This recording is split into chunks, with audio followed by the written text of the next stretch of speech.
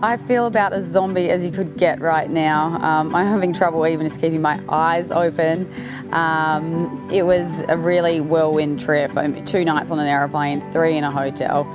Throw in there a half Ironman that was really challenging, and a 7-hour time change. It just leaves you pretty exhausted, and then to come back and pretty much jump straight into, well, I'm working part-time, so going back into work and going back into training, knowing that I've got Melbourne Ironman in 2.5 weeks, has left me a bit exhausted and a bit sub-functioning, and at times reaching for the Nutella jar and the shapes because they're the easiest snacks you can get.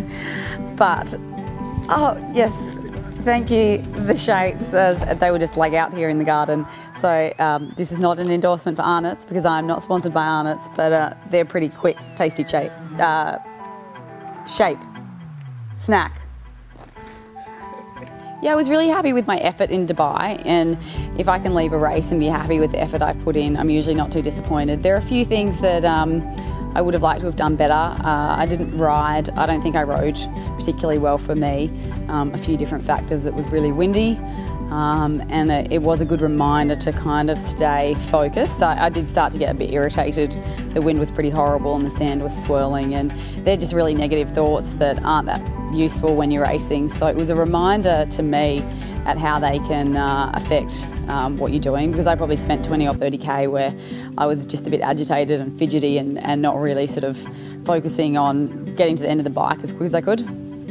I guess it was we can control our thoughts to an extent, and it was just a good reminder to sort of not let peripheral things and things that I can't control start to agitate me, and that will happen in an Ironman. Everyone's told me there'll be points in that race where they're low points and I'm not particularly enjoying it, so I've got to just accept that they'll come along and move through them the best I can and sort of not get too distracted by them. I'm not renowned for my singing, so I probably won't start singing aloud.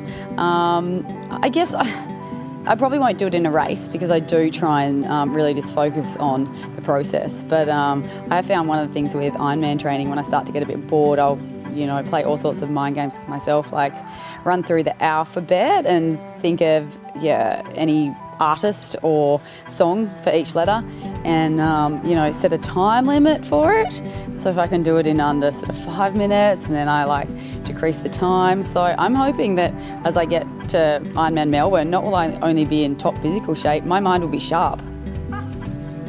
Yeah, managing my time with working part-time, training for an Ironman, also travelling overseas to race and recovering from all that is certainly tough. And it's given me, I guess, a real appreciation in a way of the way I used to do triathlon, just being a full-time athlete, but it's just not what I want in life anymore. I know that my triathlon career will come to an end, so I do like the peace of mind and also the sense of achievement of preparing for that life after triathlon. But it means that I really have to be organised. It's kind of like going back to school, packing lunches, packing bags, making sure you've got groceries at home so you don't have to stop, or making sure you don't make poor choices for dinner, like sprinkling sausage on cereal. I did that once. I thought it was about as nutritious as I could get for wanting to put in no more than 30 seconds effort for a meal. But that is not optimal and that's not professional. So time management is crucial.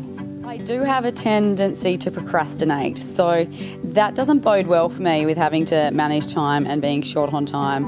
I think my mother always used to say when I was a kid that she'd just sort of describe that I stood in doorways. So I do tend to have a habit sometimes of just staying up later than necessary, and really I don't know exactly what I do. So cutting out all that sort of guff and just focusing on getting the big ticket items done is what it's about.